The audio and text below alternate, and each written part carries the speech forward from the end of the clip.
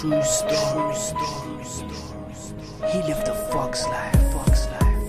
Money, sex, cars, drugs, honey, sex, stars, fucks, scarves, hats, masks, gloves, bricks, bats, sticks and gats. He lived by the gun but died by the knife.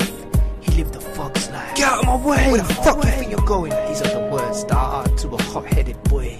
He had a borer in his hands that stopped him running in the road. The weather was kind of snowy, the wind blowed and blowed. Suddenly everything froze when he pulled out a gun from his jeans and held it to my nose. Freeze! Move, I'm about to leave this cat red. Trust me, I'ma leave him bloody for the money he owes. Whoa. I never thought I'd see this from a boy so early in his teens. I stopped before slowly replying without thinking of dying. Brother, you should be careful what you say. In the back of my head, a voice reckoned that this was clearly a situation that could turn ugly at any second. He said, if you don't move out my way, I'ma cock back and spray. Leave you in the dirt to lay. So ask yourself, do you wanna see another day? Silent praying in my head, and I said, listen Dread, you don't wanna go to jail, sleep in a grimy bed. Nah. You don't wanna spend lonely nights in the cell. No. God gave you a brain, so use your head, Dread.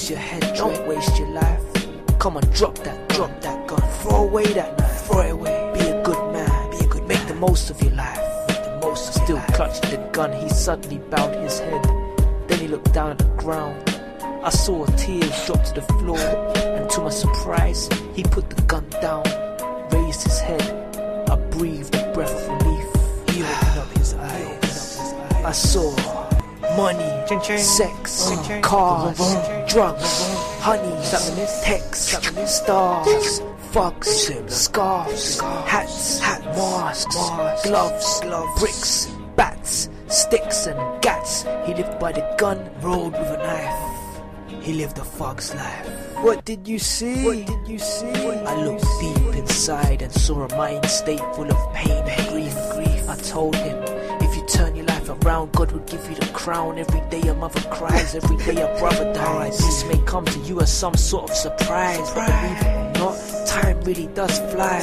I could give you all the advice in the world, but ultimately it's up to you to make your little light shine. I've been to jail before, committed a crime, done my time.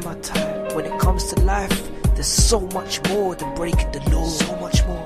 After that note, he threw his knife to the floor. I asked him his name, to which he replied, Shane. This fuck's life you're living, it ain't no game. He began to walk away like he had heard it all before. I pulled him back and said, come on Shane, use your brain.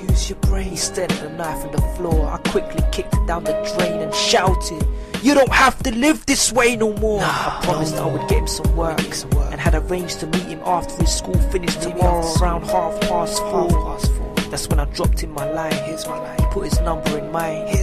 We touched fists. I told him to hold it down. He looked me deep in the eyes and said I won't let you down. He was blinded by money, sex, cars, drugs, honeys, texts, stars, fucks, scarves, hats, masks, gloves, bricks, bats, sticks and gats. He lived by the gun, rolled with a knife.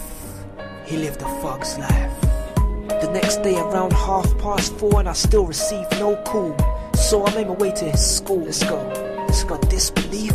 The whole area was barricaded with tape. What's going on? Police all over the scene, as if someone had just committed the rape. What the fuck? Turned out that Shane killed a kid called Jermaine and threw his body in a lake. Now he's on the escape.